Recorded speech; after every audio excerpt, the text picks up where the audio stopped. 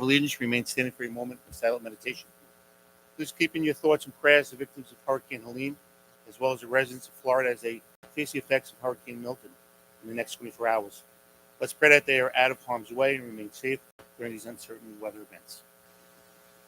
Pledge of allegiance to the flag of the United States of America and to the republic for which it stands, one nation, under God, indivisible, with liberty and justice for all.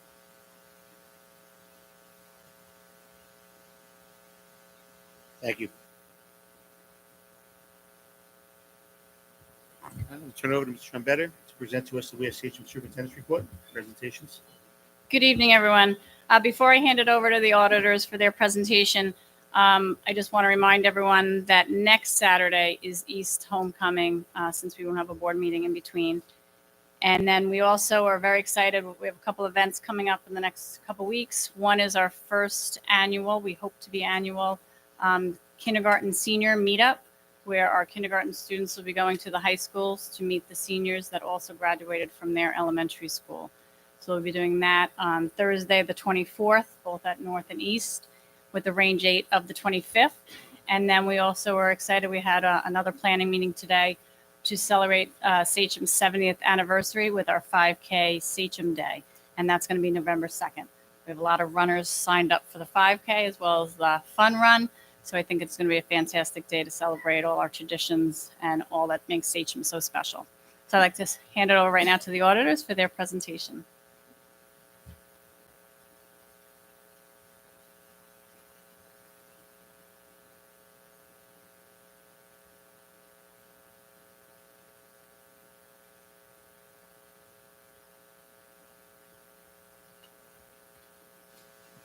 Hello, I'm Brent Jensen. I am a partner with EFPR Group. We are the independent public CPA firm that does their annual audit. And I've handed out to the members tonight an audit committee presentation. I do not plan to go line by line through this presentation.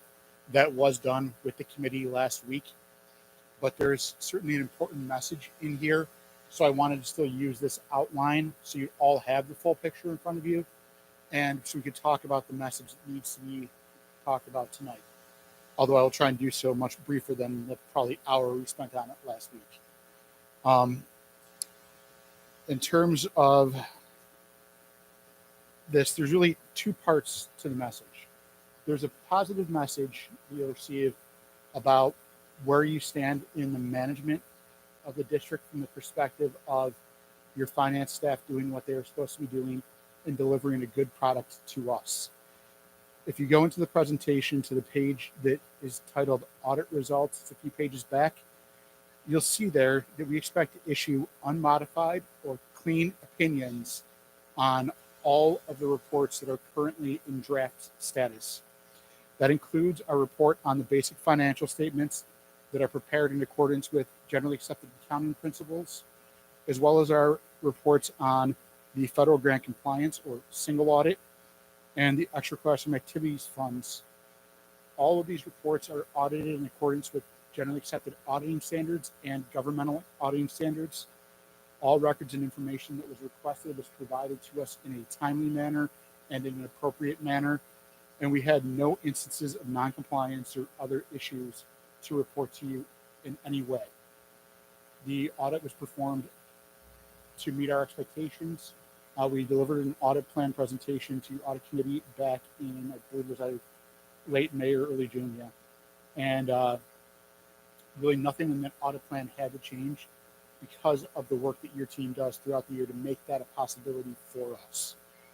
So that is all great news. Your management team is delivering exactly what they should be, and you can rely upon the information they are giving you throughout the year.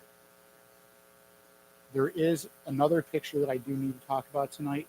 It's about the financial position of the district, both currently as of 6/30/24, as well as forward looking. I'm going to skip forward to the second page of the district-wide part here. And this is really the only thing in the district-wide I'm going to touch on, because the reality is the general fund is the biggest part of this district. It's the biggest part of any government. It's really the engine that drives it. It's how you budget It's how you manage your district, and that's where I want to focus most of my time. But I do want to mention that your statement of net position in the district-wide financial statement shows a deficit balance of $712 million, which is obviously a enormous, scary number to see as a deficit there. I want to tell you that is not something that should be a significant concern, because there is a single item that you are required to put on your financial statements that's called other post-employment benefit liability. It is $823 million.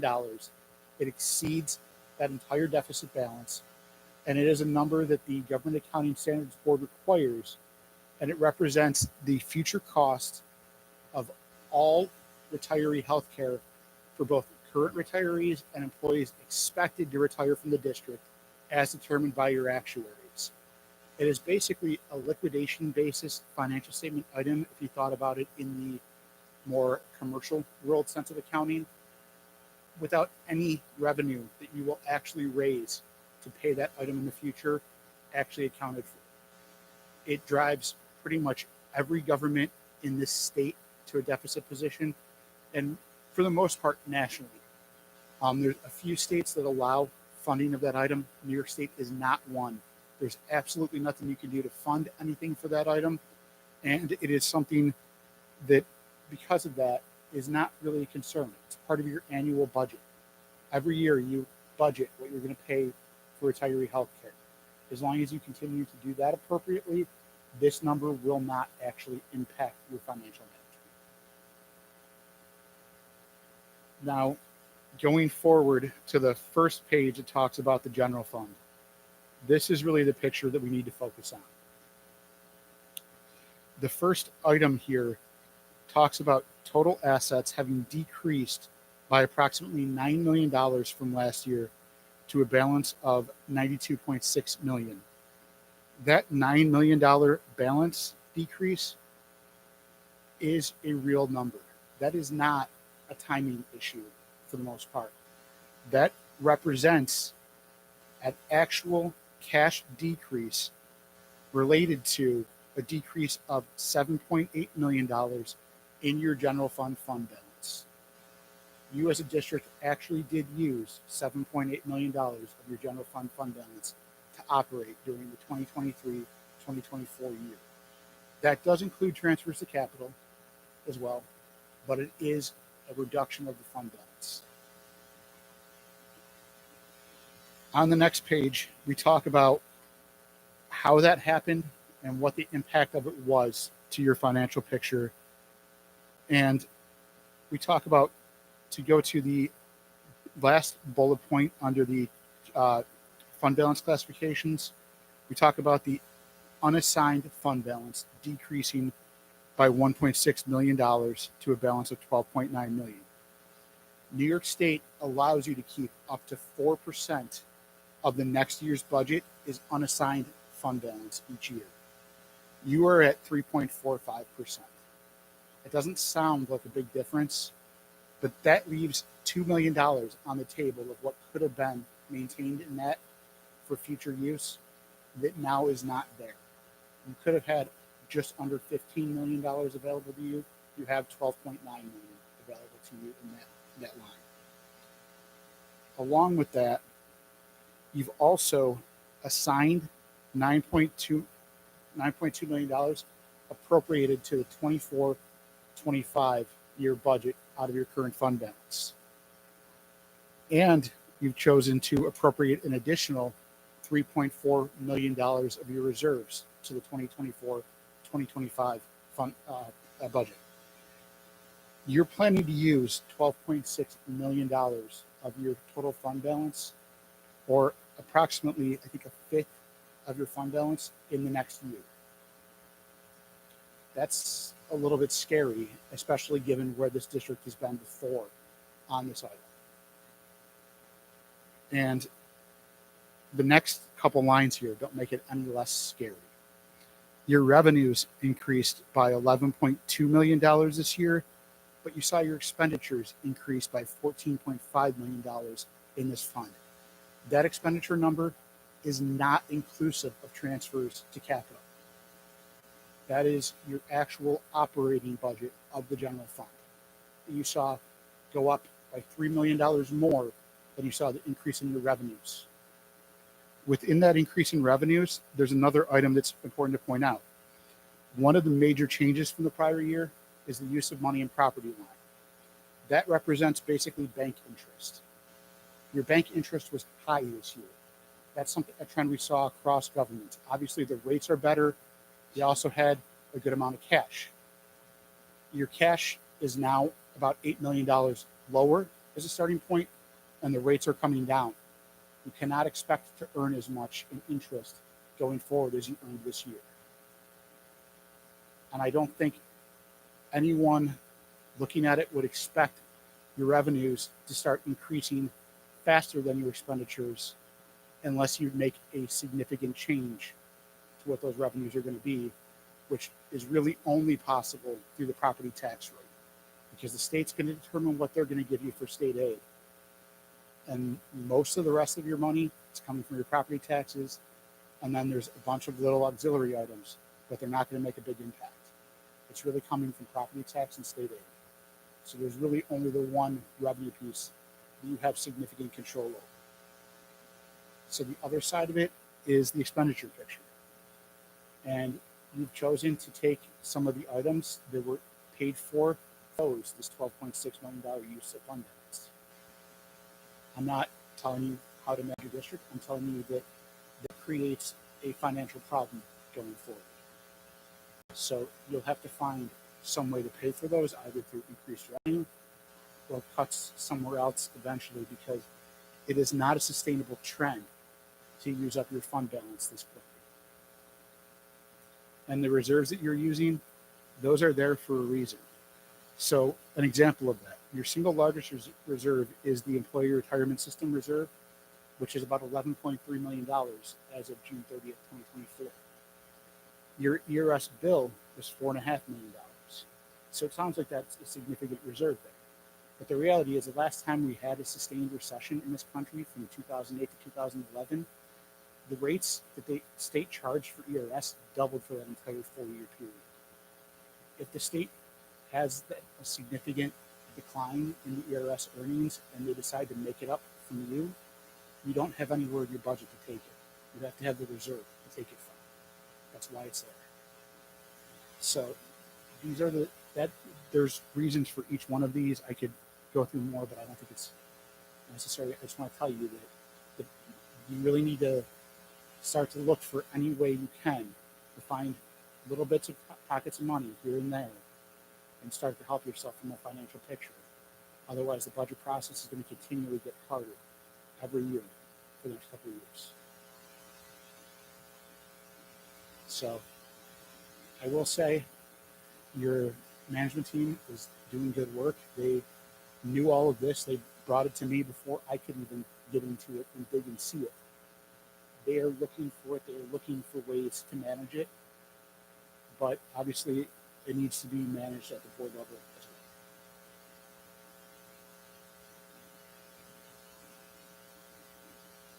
Questions? Like the same conversation we had back in 2012. I don't know that you were here, or 2011. When we were dealing with gap elimination, and the state decided to withhold $20 million from us a year, 7 years. Yes. Put us in this bad spot.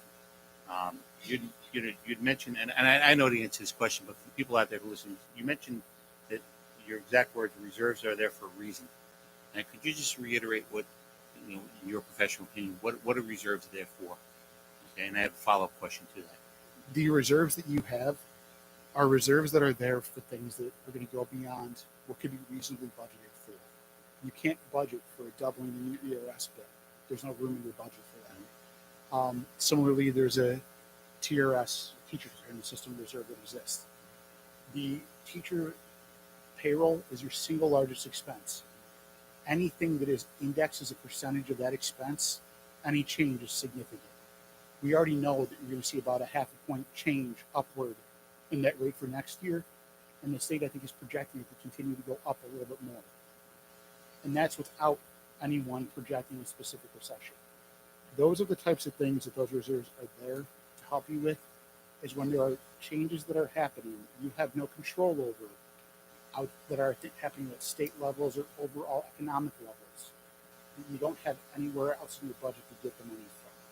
And you talk about not having control over, uh, health insurance benefits, not having control of, teacher retirement system, employee retirement system costs. That all that's set by the state, right? So when we get a big bill, okay, unexpected percentage, okay, from New York State on retirement system, okay, that those reserves are there to kind of offset those costs as a one shot, so that we can maintain some of the things in our district, that kids enjoy and whatnot, regular operational things.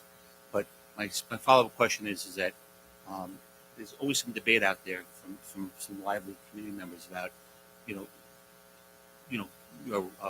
using down our reserves. And in fact, I even heard, elected officials say up in Albany, use your reserves. Is that a recommendation that your firm has, is for us to continue to use our reserves until there's, they're depleted? As an overall practice, no. I would say that there are specific situations that may call for use of reserves. If you do continue on with retirement incentives, the use of that employee benefit reserve to pay those upfront costs of the retirement incentives that save you long-term dollars, that makes sense as a use of reserves. But as a general practice to budget based on the use of reserves, first of all, it leaves you hamstrung if anything does happen from an economic perspective that you don't control. Second of all, it's not sustainable anyways. Every year's budget builds on the last year's. And if you build a budget that you can't pay for, eventually you're out of reserves and you're going to have to make all the cuts at once. And I understand this. I just want the folks at home to hear this and understand that a lot of the costs that are outside of our control, is related to why we had to use some reserves this year in order to maintain things that, to maintain the things that our students like, and enjoy in school, and what drives them to want to come to school. Last question, and I'll just turn over. Are you seeing other districts last year? The New York State government decided that for harmless they were going to do differently. They were going to keep you the same rate as last year, but not give you the 3% increase. Something that, over the last 4 or 5 years, they allowed. They keep you at that rate and then increase you by 3%. Are you finding out that a lot of districts in Long Island are in a similar position where next year that uncertainty of foundation aid is weighing in on whether or not they're going to be able to balance their budgets or use reserves?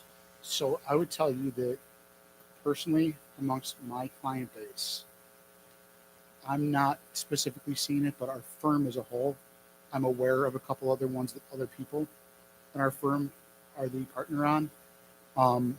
And the reality is every district is very different.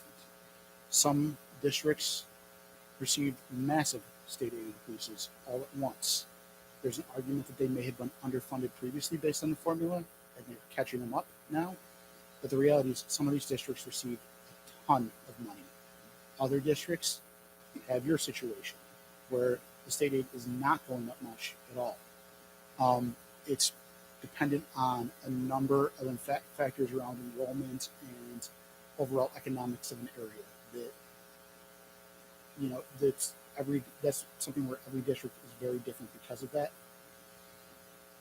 So, Mr. Reynolds? Thank you for the presentation. But just for the community, these numbers are not a surprise to us. We knew that going into the budget season, so we knew exactly what this was. But the fact that it's in paper here, I think it should shed a light on that. We've got a lot of work to do, right? So again, the community should just understand we had this conversation during the budget season. We needed to do this because the budget failed. We tried to pierce the cap to raise revenues. That didn't happen, so we needed to dip into reserves. We knew this year was going to be tough. Our budget advisory committee is aware of that. We're starting to work on that. But I think we as a board need to kind of start thinking about big, bold moves because the revenues, like you said, you can get some dollars here and there. It's not the revenues we need. I think we've got to start looking at expense cuts. And those are big, bold moves that we as a board should start to consider and have serious conversations about. It's a restructuring of the district. I brought it up last year. We're approaching $400 million fast.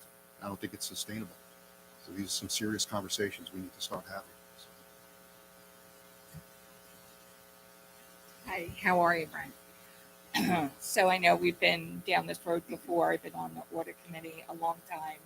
So basically, what you've showed me over all these years is anytime we increase our expenditures, like if we add a 9-period day or add anything on that side, we have to make sure it's sustainable on our revenue side.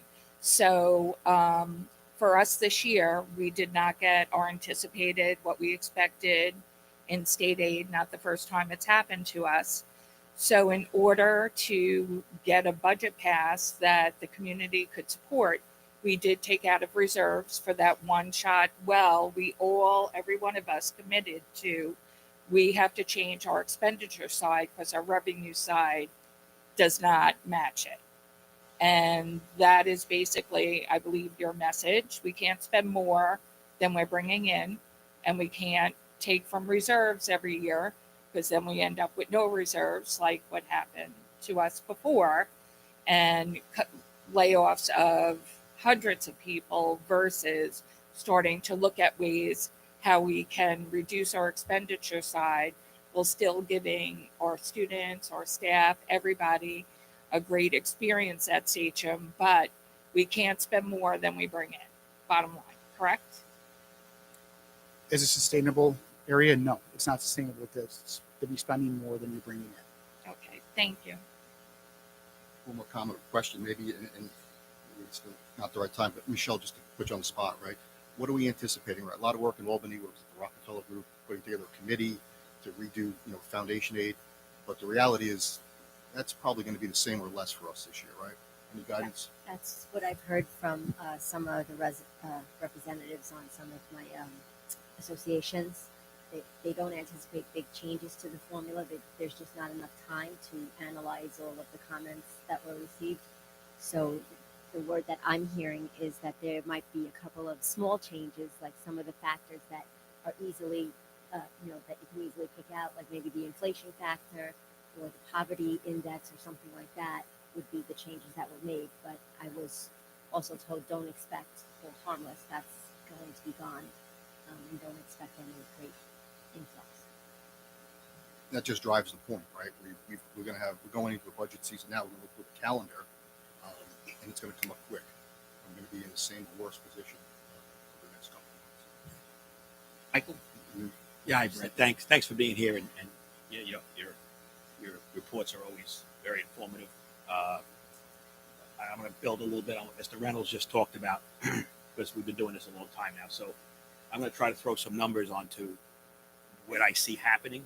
And, I don't want to be a prophet. I don't want to look back at this meeting and say, oh, he said it was going to happen. But I want everybody to realize what I think is going to happen. So, as you said, Brett, we used $9.2 million from fund balance into this budget for 25-26. Really, 12.6 million when you include the reserves. I'll get that. 9.2 of the leftover. And I like to talk in terms of people out there can understand, but I think a lot of people don't understand it. All we did was take the $9.2 million was left over from the previous year and plugged it into this year. That's the $9.2 million. But that now represents $9.2 million worth of expenses for this year. We also took $3.4 million from reserves and plugged that into this budget for expenses. That's the 12 you were just talking about. So right there you have 12 million. We've been doing this a long time, and I can tell you, if I had to guess, we don't have $9.2 million left over from this budget. We probably have about 4, maybe 4.5. Michelle's shaking her head yes. So we already got a gap of maybe we got 5. Let's say 5. Right. So that's going to leave us already a gap of $4.2 million plus the 3.4 we put in from reserves. Right, minus 7. I'm going to say we have $10 million in contractual increases next year, roughly. Okay, that's 17. ERS probably goes up $1 million more. Okay. TRS maybe 2.5, and NYSHIP maybe 5. That's minus $25 million, folks. And we haven't started. Haven't done anything. So we're minus 25. 2% on tax cap, we raised $4 million. Right? Presuming we could go to 2, right? Because if the formula is less, it's less. But at $211 million, maybe $4.2 million for that 25. That gives us 21. You just heard state aids, maybe 3. I'm going to tell this group here, we're starting minus $18 million. And we cannot go to the well and look for concessions. We cannot go to the well and look for give backs. Okay. So we have to make some really serious decisions again. Now, right, as Mr. Reynolds mentioned, we tried to pierce the cap and did get a majority of people agree to it. And my goal there was that, and I guess you could agree that we're not immune from inflation, right? The school district, we pay the same price for gas, fuel, diesel, lights. And when inflation's at 2%, that 2% tax cap rule works pretty good. But when inflation's at 19 and 20% over a period of 4 years, we can't keep up. Right? So now you have inflation, you have the levy deviating from inflation. And that's what we tried to close. Right? We tried to close that. It didn't happen, but I need 60%, 60% majority to prove that. Which I also argue then with, as you mentioned, we're captive to state aid formulas and this, I believe, undemocratic voting methodology on the tax cap levy, right? But I mean, when people talk about using reserves, and Mr. Scavo mentioned this, we have some community members who go out there and just say, just use your reserves. The analogy I use all the time is that that's no different than me using my savings account to pay my monthly expenses, and I dip into my savings every month to pay my bills. I eventually go bankrupt, right? I have to file for bankruptcy. The same thing happens to us when we run out of money, right? Only the difference is we probably get a state controller. We probably get a conservator in here. We get a state takeover, right? That's what happens. So I'm telling this to the community now because I know we're going to be in a battle again come budget time, and I want to refer people back to this meeting to say it's not us, right? We have a formula that we don't control, and we have a tax cap formula that's exceedingly hard to cap. We are going to run out of money. So, or we're going to have to make very, very stringent draconian cuts because even with our retirees anticipated, we're not going to close $18 million. We'd be lucky we close 3, 4, right? So we're looking at cutting $15 million worth of stuff. So thank you, Brett, because I consider this the beginning of our new budget season. And I want to start off with a realistic approach and everybody to know what's coming. Or what I think is coming. Sorry, I shouldn't talk to them. What I think is coming. Stephanie? One of the things that I don't know if we're mentioning is that our budget usually gets put together before we even know what's coming from Albany. And one of the things that happened to us last year is we were being promised funds we never got, and we got then less than funds than what we anticipated. And we can no longer go into budget seasons like that ever again, because I felt like we were given some false promises from different areas of the government, and we can't continue to operate on money we do not have in hand. Plus, we have the issue with the formulas being done later after we've already created a budget, after we have people come in the community asking to save programs. It's not fair to our district and our community to be in that kind of chaos. So with Vinny's help, he really pushed to have the Budget Advisory Committee analyze everything this year. Hopefully we'll rope in some of the legislative committee. One of the other things that seems to me is going to be a major issue is the charter schools. You know, we really hoped by them getting out of our district, we wouldn't see an increase in the population of Sachem students going there. And that just increased our burden, our financial burden. Yeah, by half to a $500,000 almost, if not more, because of the transportation and everything. So going forward, we really have to explain this in simple terms to the community so they can understand when we come and ask them for a tax increase, if that's what we're going to do. Because I felt like we got blindsided last year a little bit, and not through fault of anybody here, but through what happened with the funding and the formulas. And even the formula story has changed since last year. We were guaranteed it was going to be changed and it was going to be better. And now it seems like we're going to get hit worse. So we really, really, really need to be clear and explain this as best as we can so that the community doesn't get blindsided like I felt like we were blindsided last year. Stephanie, just to piggyback on your point, is like last year the state budget was a month late. And our budget has to be done by a certain date by law. Okay, but their budget was a month late, which means, like you said, we already developed the budget and learned after the fact what we were receiving.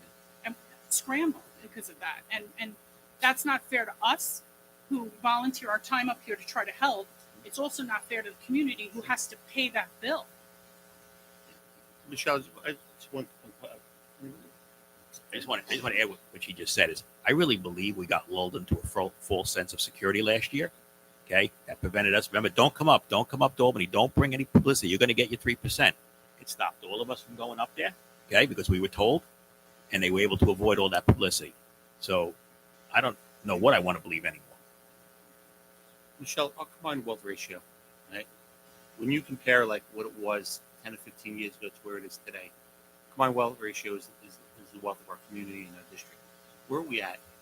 First of all, what's average? What is Well, one would be the state average. Right? So we're at, I believe, a 0.83, which means our wealth of our community is below the state average. so by nature we would consider a district in need, but we're not getting the state aid as similar Right. districts around us. We're not a a district. high need. We're more considered a low need district, not a low need, but an average need. So,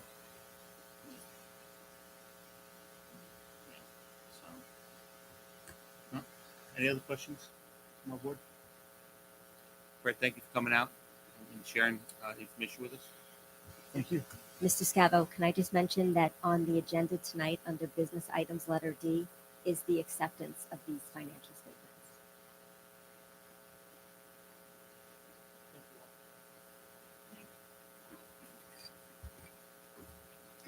I'd like to invite Mr. Wilson up for his presentation.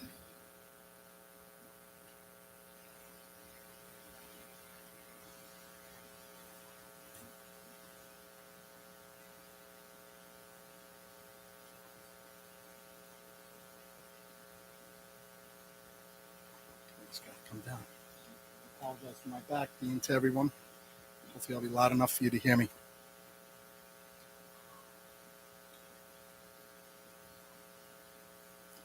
Good evening, everyone. My name is Wayne Wilson. I'm Director of Security here with the Sachem School District.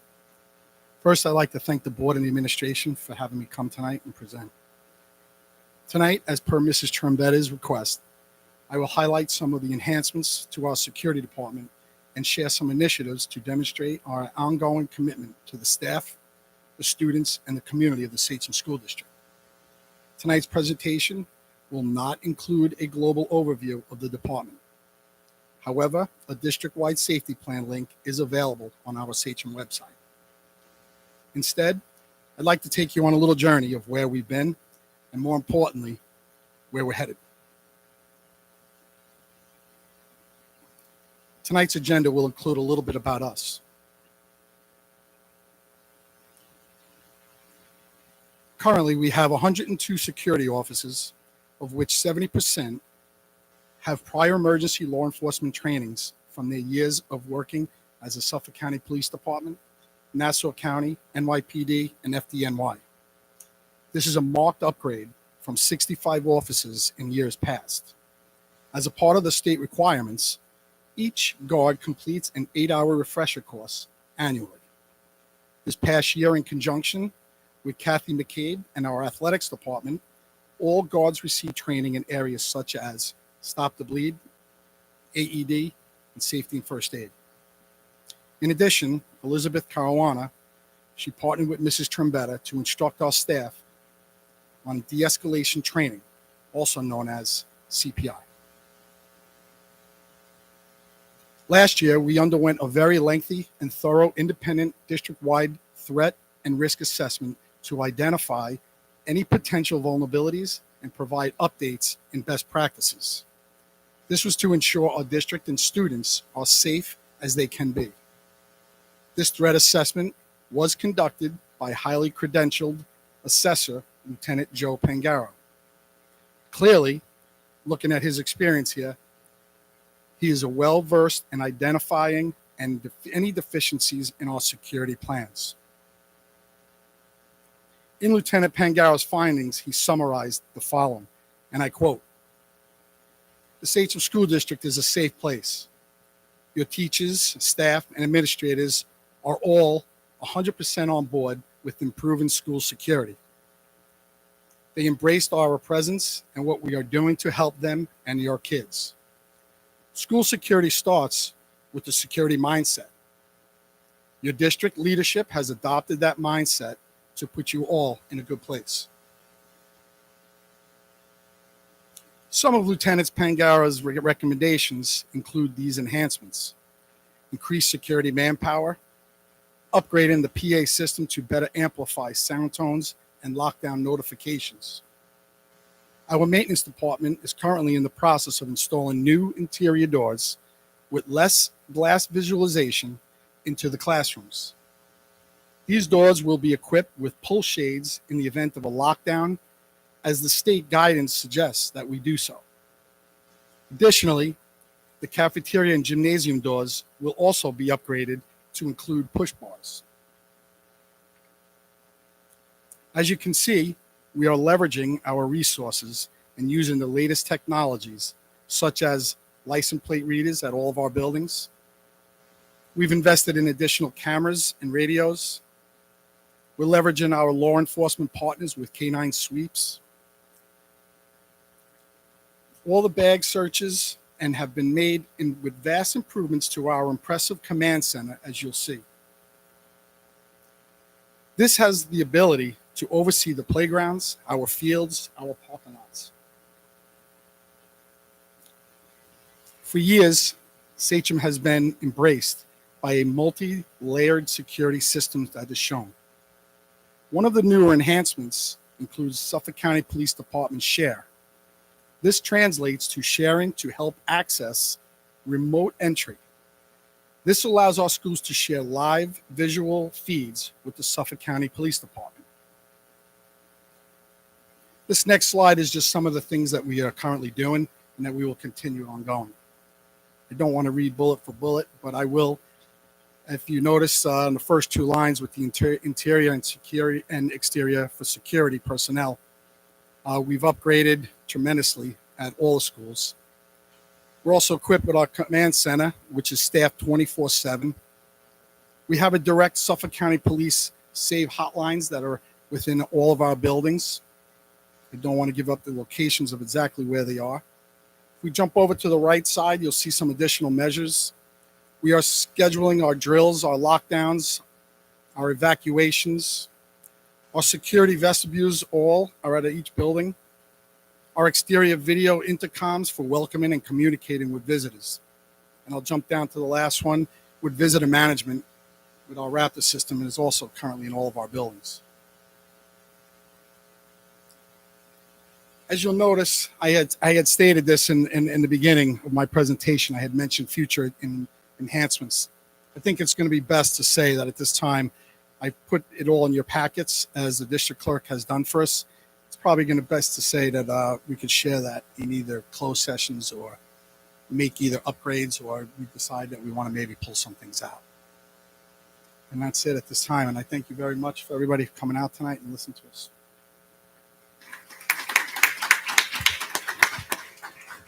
Questions from the board? Meredith? Wayne, I just want to say I appreciate you coming out and doing this, and I appreciate everything you do for our district. Thank you.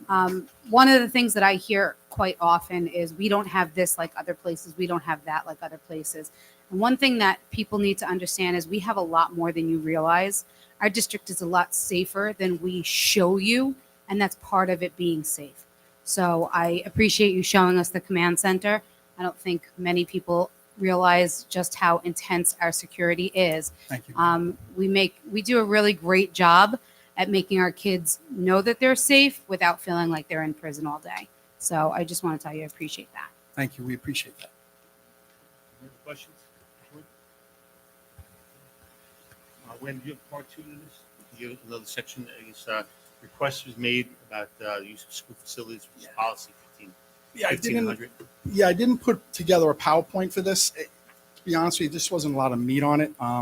But to discuss it, if anybody has any particular questions, I've left the drafts all for everybody to see and to view. How we are currently doing it right now with the building usage, you fill out an application. You must be a Sachem resident. Once you fill out the application, we do review it. We get back to the individual of request. After we review it, we get to insurance last. We request a roster. Thank you. Once we receive the roster, we review it, and then we put in for the insurance. If you meet the 90% rule, which is what we have now in effect, which is 20 participants or more, that's the 90% rule. Under 20%, it's 75%. We send out our insurance. Once that's approved, we get back to the applicant and we let them know whether it's approved or not. Questions from the board?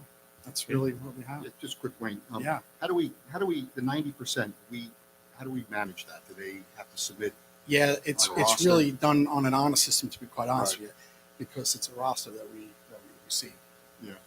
So the only question, well, the question, maybe I'll throw it out to the board, right? The policy is very lengthy. And if we have policy, I don't know if we're adhering to it as a board, because it sounds like the board is supposed to approve all of these requests. I don't see them coming. So we need to review that policy and maybe change it, because look, maybe Chris or somebody can help us with that, right?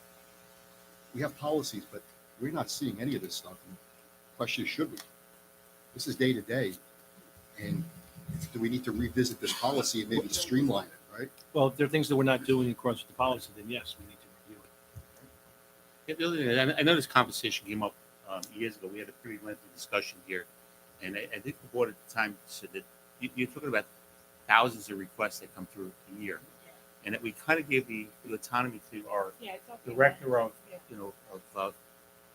permits, one of the hats you wear, besides director of security, Correct. To be able to make those decisions on behalf of the board based upon the criteria. I think the concern as to why this came up is that there was a request to use fields where maybe the person didn't meet or the team may not have met the 75%. But when you look at 75%, if you have 16 kids on the team, at least 12 of them have to be Sachem. And if 11 of them are Sachem, then that local group of kids, Correct. whose parents pay taxes in the district, can't use the field based upon the fact that 5 or 6 of them are out of Sachem. The one thing that we're really concerned about is clubs, travel groups that offer profit. So they have to be a non-for-profit to utilize our fields and our space. Laura? So I know we've worked with this policy, and I've been involved in a million different getting permits and the reasons, approval or not.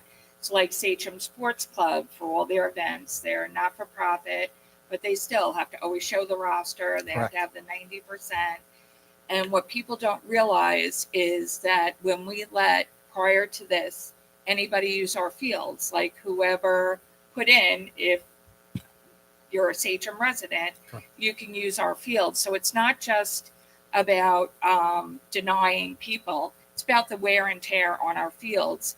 And our not-for-profit youth groups in Sachem, plus our Sachem-owned students, teams, everybody else, the amount of field usage that just our in-house and our Sachem community members use leaves very little time or very little opportunity to give it to groups that aren't Sachem.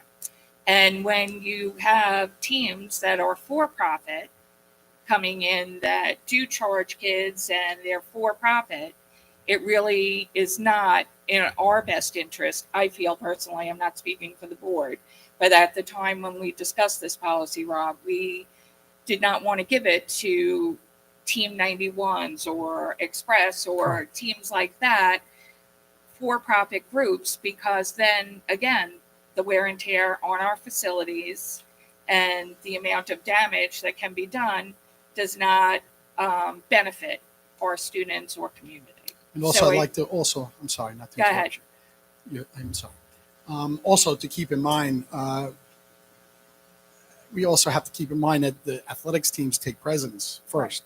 Then it's our buildings, then it's our groups.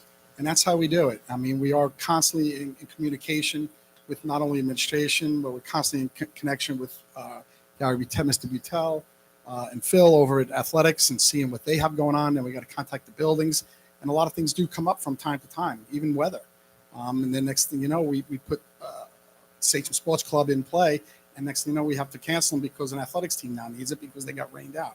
So there's a lot of juggling in doing this, but we do a great job. And obviously, as you know, we And I work was with some just great going to people. say, you guys, for the amount of requests that you get, and because sometimes I or some of our board members or admin, well, I should be able to use it. I'm a taxpayer, Sure. whatever, but Absolutely.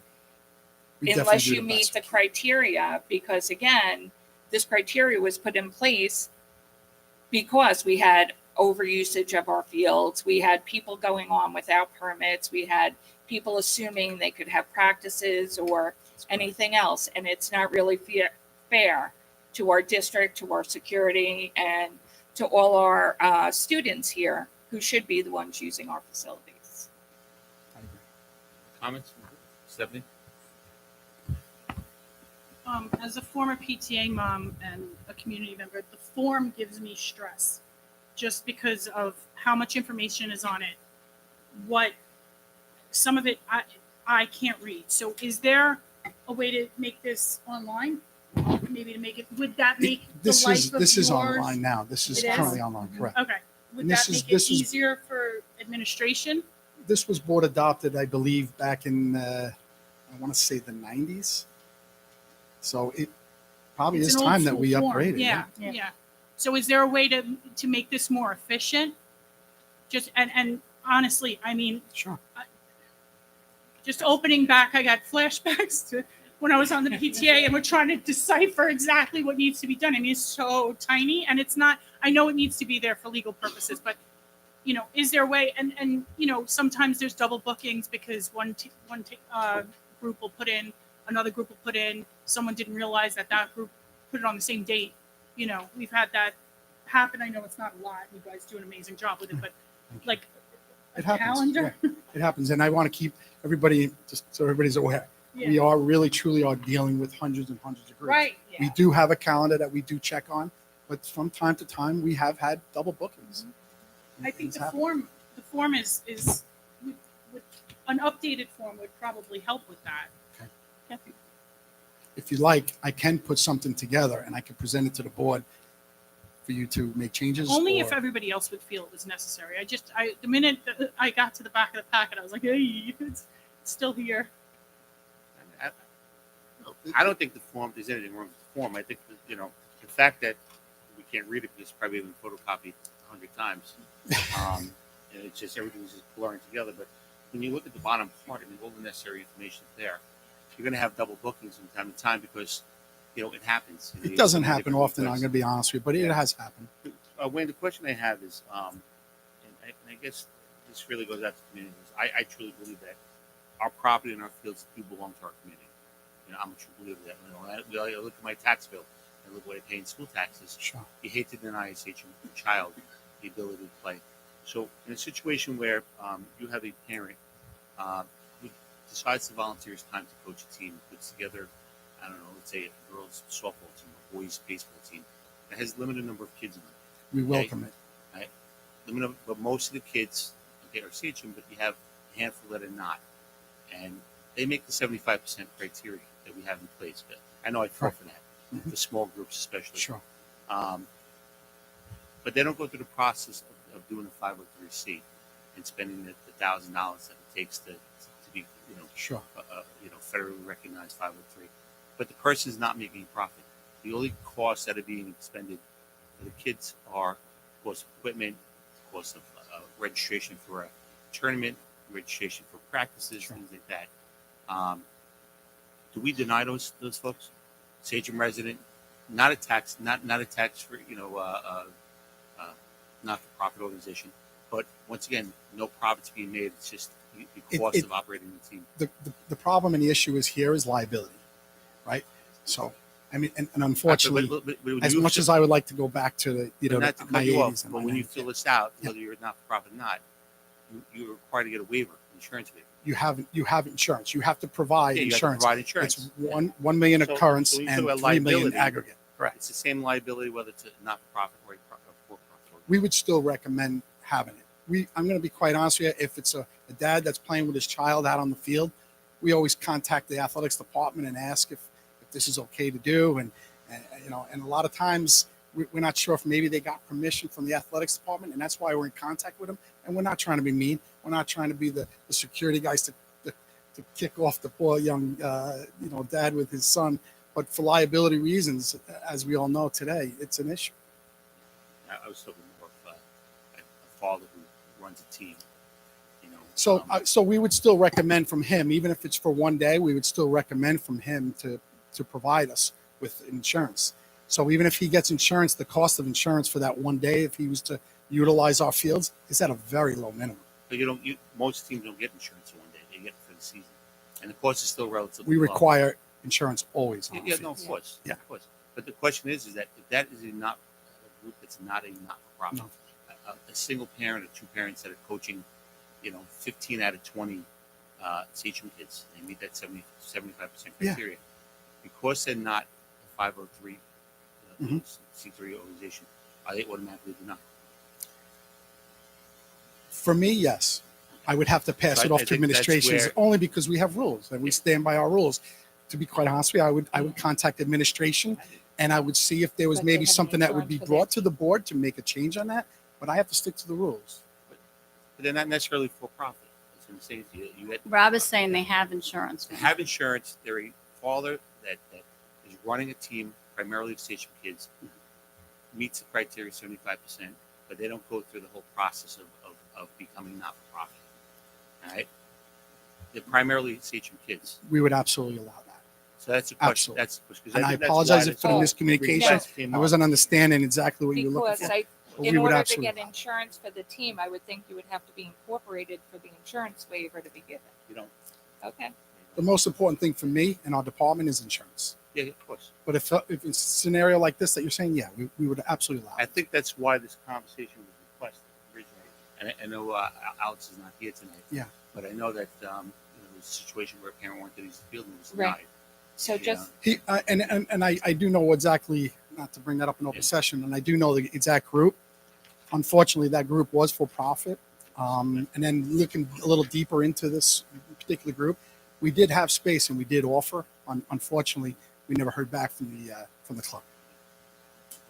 So one last comment then, if we should just take a look at the policy, right? So if the board doesn't have to authorize it, leave it for day to day, and any diversion from the policy, then we should have something in there that gets escalated to administration to make the decision, right? Because Absolutely. to your That's what we do point, now, Wayne, Yeah. you've got to follow the rules. Yeah. But maybe there's a one that we may want to allow. which we and do then now pick it up with to the superintendent. fundraisers. And So I think we just So- need to maybe look at that through the policy committee just to refine it. That's all.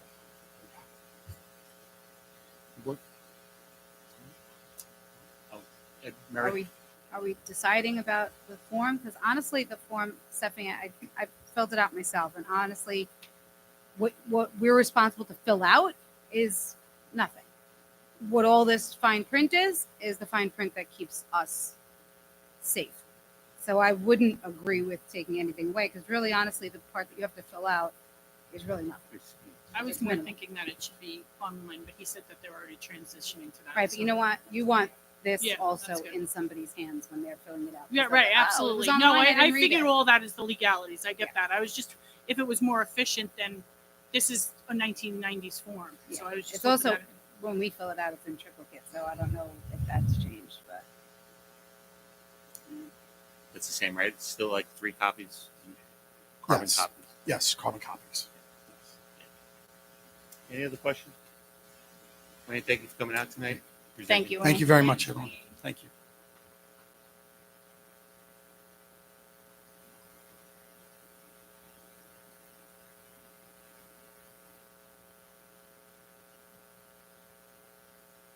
Yes, it does. Student board member report, Michael. Any report from St. Louis? Yes. So our last home game was a big success. Even though we did lose, the student section was there, and we were very helpful for our team. There was a lot of school spirit happening. It was unlike any year in the past. Next week is Spirit Week. We have a bunch of different spirit days planned. Next Friday has many events. We have Senior Sunrise, Pep Rally, and the Homecoming Dance, which is themed Starry Night. It's the 18th from 7 to 10. It'll be $40, and there are no tickets sold at the door. We have many clubs involved with the new St. Pauline High School, which is the period from 5 to 7. And we're starting to organize a Thanksgiving food drive, as well as open school night. And it was very smooth. Everything was good. A bunch of different clubs to help provide parents and everything. That's really it. We have a home game tomorrow against Longwood, which is neon themed. And it's really good luck, HM East. Thank you. Michael, I know in the past we've talked about it, but I don't think we've ever followed through. If you and Scott want to put boxes here in the boardroom for the food drive, then people, as they're coming into the board meetings or just activities, Yes, you can put it out there. Brings us to item D, the approval of minutes from September 25th. Any motion, please, Stephanie? Second. Mike Screen. Questions or discussions? All in favor? Opposed? Motion's carried. Item 2 is visitors. We have some visitors tonight. Christina Tomachuk. Okay, I know you have a whole group of students that you want, your colleagues, you want, peers you want to bring up. Come on up to the microphone. I'm going to try and limit our comments about 3 minutes. Okay.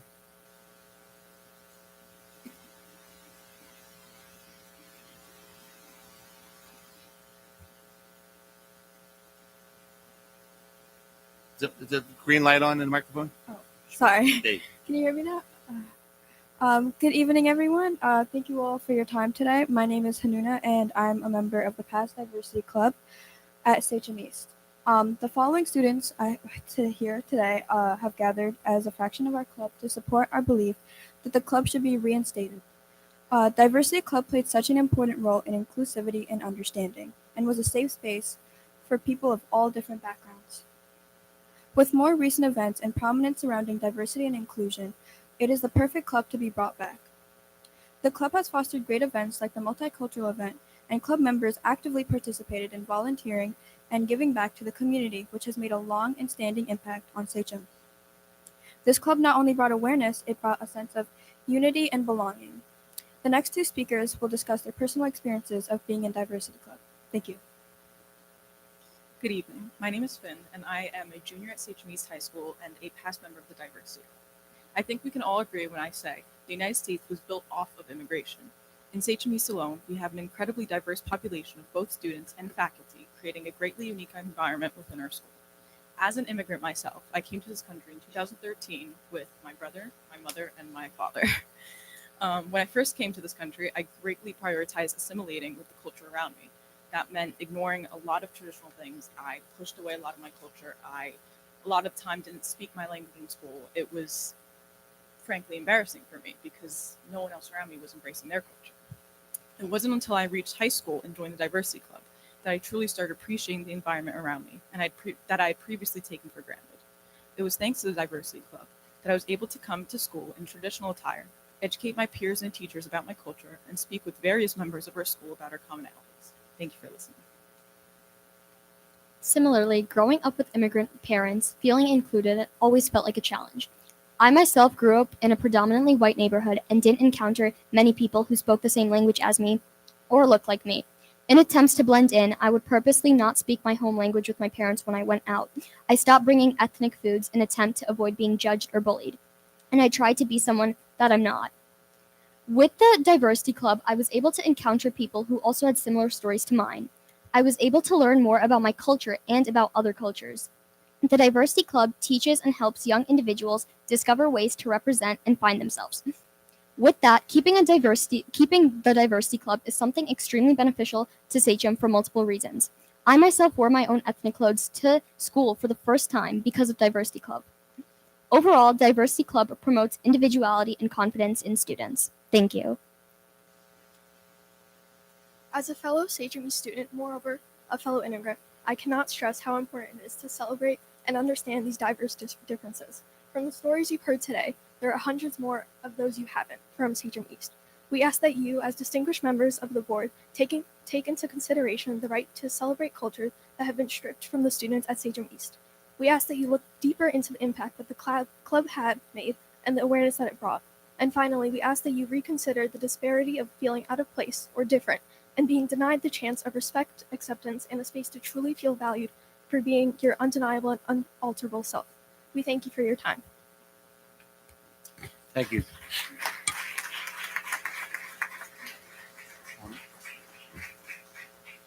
You're probably the third or fourth club students that have come to us to ask us to reinstate a club, and I don't know. I don't know if the presentation that was just done by our auditors showed that next year we're looking at an $18 million deficit. This year we already borrowed $12 million to allow things that are happening right now to happen. You know, the clubs and opportunities and the classes and things like that. What we've been telling other groups that have come up is that look at the resources around us. Certainly, we'll run a club through sponsorship. Some clubs have actually gone out and met with local legislators and met with local businesses for sponsorship, specifically to run that club. And certainly, any help that you need to do that. And I don't know what the cost is to run the diversity club. Probably Mr. Larson's looking it up right now. $1,500. Yeah.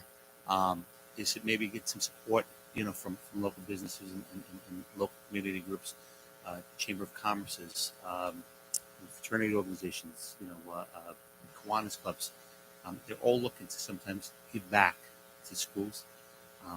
We as a board, we would do it ourselves, but we were told by our turnover there that's giving me the crazy eyes and the wrinkles on his head that we can't do it. We're not allowed to actually go out and actually solicit funds to run clubs.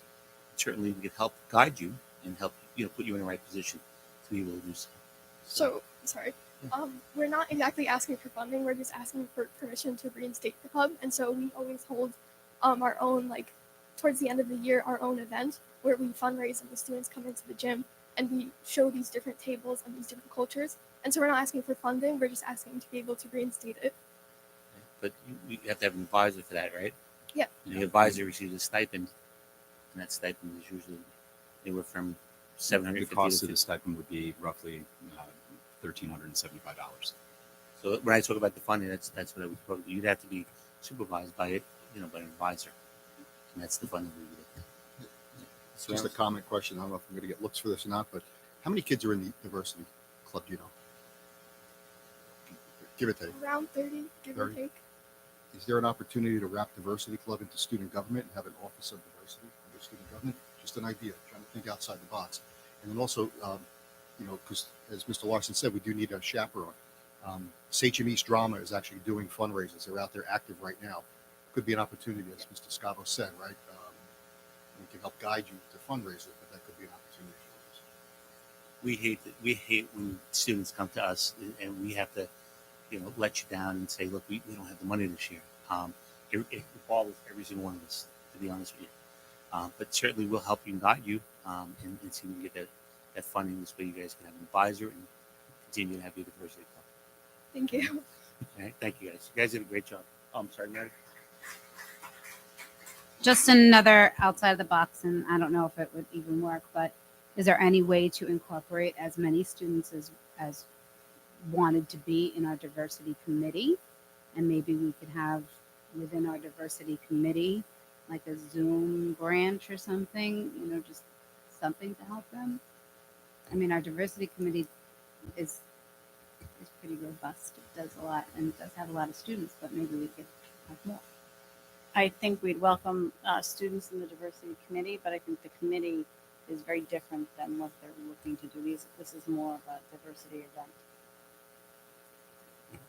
Stephanie? I was going to say exactly what Meredith just said, but also can these group of children volunteer their time to other events that are happening, diversity events that are happening in Sachem, so that they at least can use their skills and not be, just waiting to see if they can get an advisor.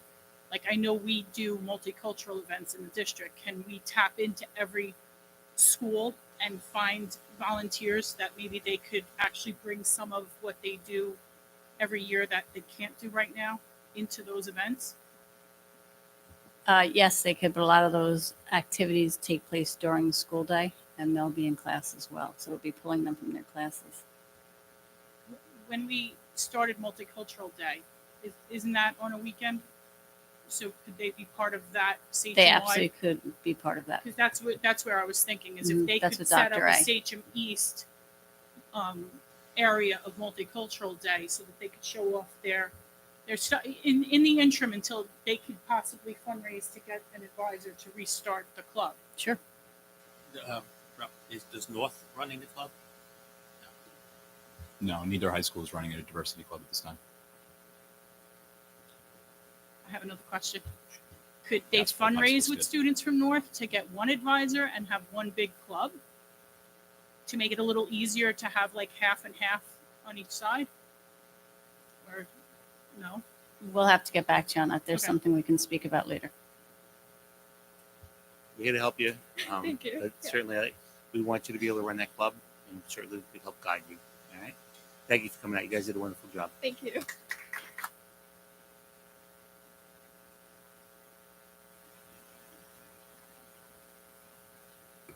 Juliana Nuss.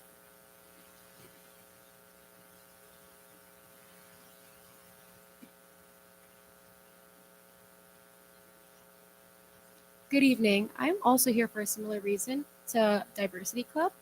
I would first like to thank you all for your time. I'm Juliana Nuss, the former president of Mentoring Club, and I stand before you tonight to speak on behalf of the reinstatement of the Mentoring Club at Sachem East. The Mentoring Club is more than just an extracurricular activity. It is an opportunity that connects students across all grade levels. Through fostering this connection, the club helps to create a welcoming environment for all its members, whether it be returning or new. This club is essential, especially for freshmen and new students.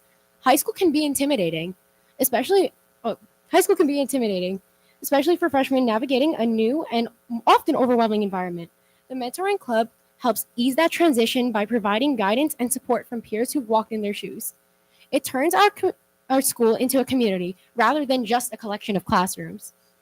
For the members of this club, it's an opportunity to give back to the school in a meaningful way. It is deeply rewarding to utilize your own experiences in order to help others. This club helps in instating responsibility and unity within our student body who tend not to engage with each other due to the increased use of social media and the unfortunate recent pandemic. There is a lack of communication that has only grown, which is observable globally. Due to the recent pandemic, the growth of social media, and the stress within our school, the community also often feels divided. This club stands for something we desperately need: communication, kindness, and assistance. The Mentoring Club promotes a message of understanding, reminding and teaching us to be kind, patient, and supportive, all traits that we need within the walls of our school. The Mentoring Club gives students a place to belong, a community to be a part of, and a purpose to fulfill. Mentoring Club is not just an extracurricular, it's a community. I urge you to consider the lasting impact this club will have on our school, our students, and our community. I thank you for your time and consideration. Thank you so much, Juliana. Appreciate you coming out. Do you have any questions? Any questions from the board? Stephanie? How many students are in Mentoring Club? Do you know off the top of your head? Currently, I'm unsure, but I know my freshman year, there was a good 30 in the first, like the beginning, but then it grew. Okay. And then did you hear what we said about fundraising? If you guys Yeah. could try to organize it. We mainly fundraise a lot of our events. I remember doing Safe Halloween. We did like fundraising through, I think we sold candy canes for $1 and then had people sign off on their names for being a part of this like purpose. And that's Yes. the fundraising we did. So that's our advice to everybody right now, because again, we're having financial issues, but if you guys can somehow get sponsors or fundraising, it would be a way to help facilitate this coming back. Where do I get approval for fundraising? Well, technically, we shouldn't be fundraising for it. We should be getting sponsorships. So All that's right. why we need to be very clear. You shouldn't be fundraising for anything if you're not a club that's already been adopted by the board. Okay, thank you so much. Thank you so much, Juliana.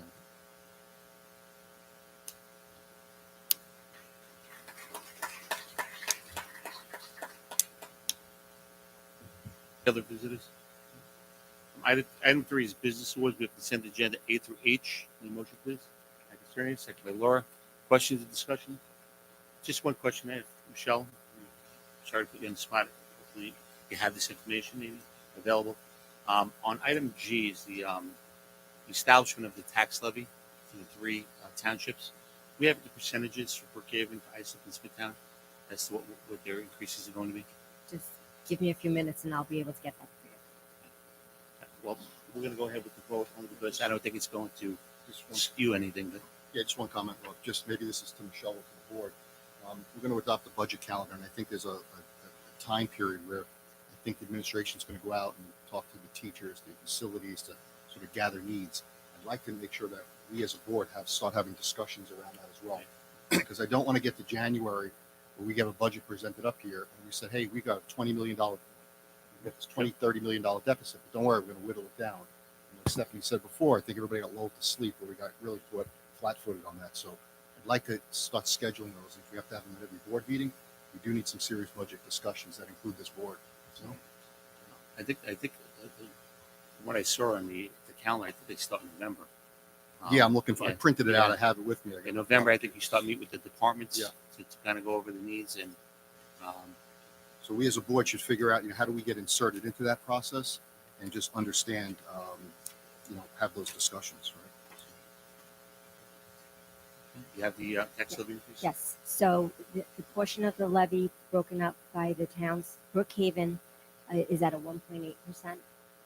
Islip is 2.27%, and Smithtown 0.67.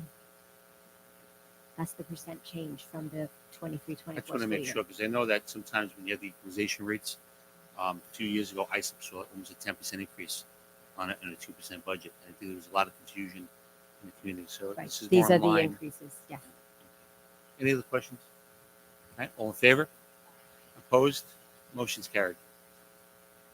Item 4, we have consent agenda for personnel, consent agenda A through J. Any motion, please? It's Laura. Okay, second. All right, Vinny, questions or discussions? All in favor? Opposed? Motion's carried. I don't know if she's here tonight, but Alana Shulden is receiving tenure tonight. Okay. So we just want to recognize her and say congratulations. Well deserved. Congratulations. Item 5, we have personnel, support staff, consent agenda A through J. Any motion, please, Stephanie? Second by Mike Isernia. Questions or discussions? All in favor? Opposed? Motion's carried. Item 6, we have a personnel agenda item for administrator. Any motion, please? Okay, Vinnie Reynolds, second. Mike Isernia. Questions or discussions? All right, all in favor? Opposed? Motion's carried. Item 7 is contracts. We have consent agenda A through B. Any motion, please? Mike Isernia, second. Vinnie Reynolds. Questions or discussions? All in favor? Opposed? Motion's carried. Item 8, we have field trips. Approval of field trips for the 2024-25 school year. Motion, please. Sabrina, second by Stephanie. Questions or discussions? All in favor? Opposed? Motion's carried. Item 9, donations. We have a consent agenda A through B. Any motion, please? Mike Isernia, second. Sabrina, any questions or discussions? All in favor? Opposed? Motion's carried. Item 10, we have budget transfers. Okay, transfers totaling $95,000 for one, $50,000 for the second.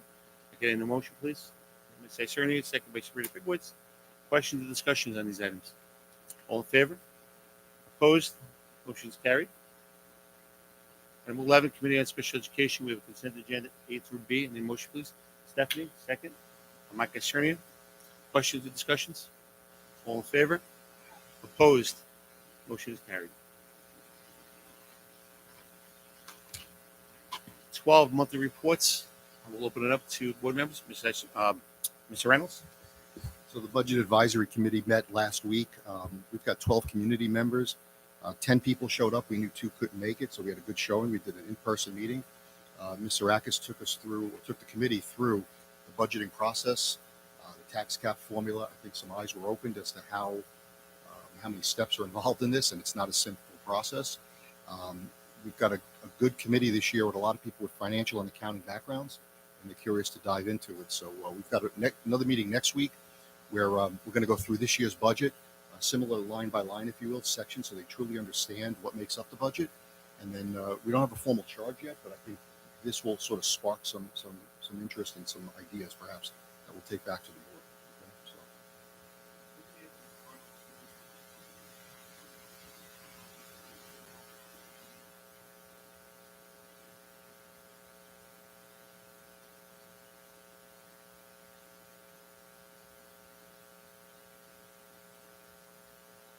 We discussed that, and there's a couple of things I didn't want to bring them up today just until we had more time. So we've got some ideas, and I think so we'll bring that to the board in short order. I think the committee really wants to understand the budget first, and then I think we can gather up everybody's thoughts, right? Like you said earlier, connecting with the legislative committee to try to get funding through our government and elected officials. Also, with the alternate revenue sources, I think that our mission this year is to really pinpoint anything that we can try to find money in and spend within the constraints. I can't even say better, because better would be spending more, but within the constraints. So I don't want the alternative revenue source to be like something of hope, because I don't know if it's something that we could get a significant amount of money from. I think it's just exploratory. Yeah. And the reason why I said it is I know that something that came up several years ago, that it never came to fruition because we never really pursued it, is that we're one of very few school districts in Long Island that has a radio station. And that radio station travels all the way out to, I get it at exit 51 on my way to work, and it's sometimes better reception than commercial stations. I know the concept came up a couple of years back as to there were radio stations within the United States that were operated by schools, whereas if they played a certain number of songs by certain artists enough times, they would receive a check from the label, a donation. Although our stations are not allowed to create revenue, I would imagine that once again sponsorship and donations pays a different than advertising and creating revenue.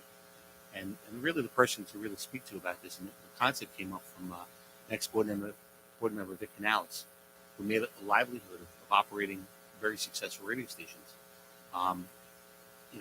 Something maybe the committee would want to reach out to him, pick his brain, and find out how those districts and those schools did it, because they were creating tremendous revenue by having a radio station legally without having to go out and put ads on there, which we're not permitted to do, right? Anything below 92 on the FM radio, you're not allowed to have any type of revenue sources in the form of ads but once again, I guess donations and sponsorships from labels and I guess was permitted. So I don't know if we can get a legal opinion on it, but certainly, maybe have the committee reach out to the analysis to see what that was and what that entailed and how it worked. Some school districts, it was an alternate revenue source that it wasn't anticipated. So, is that serious? I just want to remind everybody, although this is not tax advice, but for people to know, and I would consult your tax advisor, that a donation to a school district is, to the extent allowed by law, tax deductible. Mm-hmm. Thank you, Mr. Esri. Yes, Serena? Since the budget advisory and the legislative are going to work together, maybe from the budget advisory piece, look at, we always talk about unfunded mandates.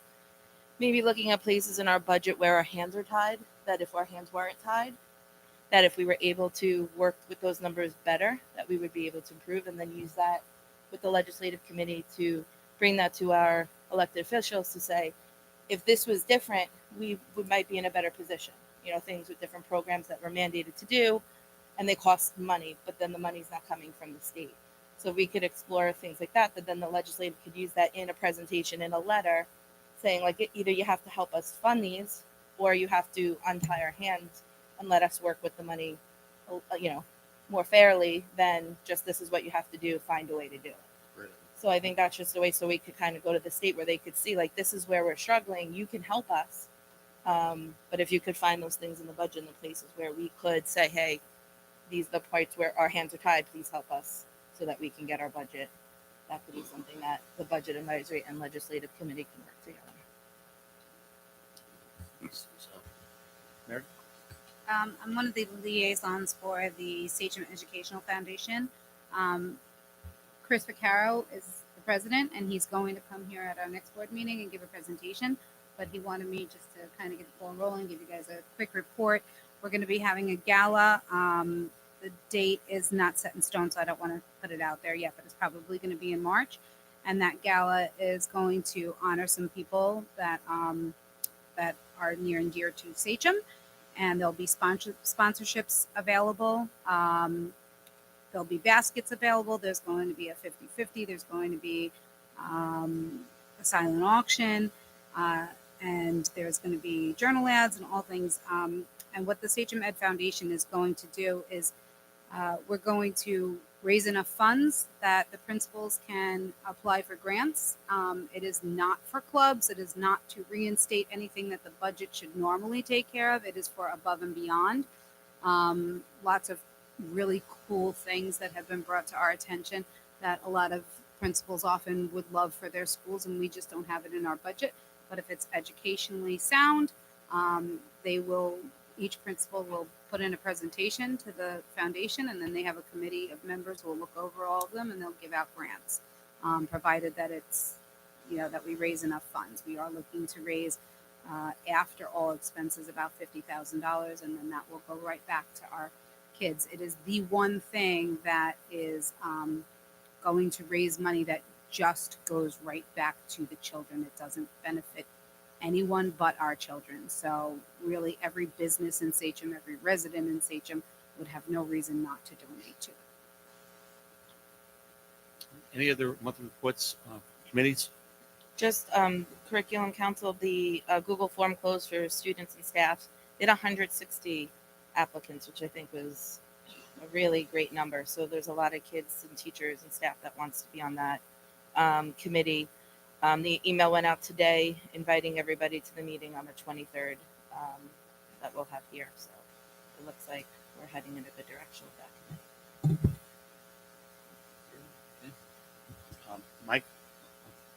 Legislative committee is going to be the first one on Zoom on the 17th at 7:30, I believe. And then I just want to know specific charges. Do we do that now? Do I want to ask them what they want to work on? I think Any what the suggestions? trend's been is we select these committees that are really a kind of a good cut of the community, from young to seniors to men and women and even young professionals, is to pick their brains and see what they would like to work on. Given the challenges that we're facing, maybe brainstorm, come back to the board. I know that one of the charges was to continue that security guard enhancement act. Yeah. Yep. So that's the email I sent out to the committee, was that we were looking for chair people, volunteers, and also if they had anything they wanted to work on, but also there will be charges coming from the board. So I just wanted to make Everybody sure we're okay still with on that? the same page with that. Yeah. All right. So that'll be what I focus on the first meeting. Mr. Cerny? Just the two things. So obviously the audit committee met, as we discussed before, and you saw the presentation from Brent. Also, I think in our packet was the results of the internal audit, right? So we talked with them.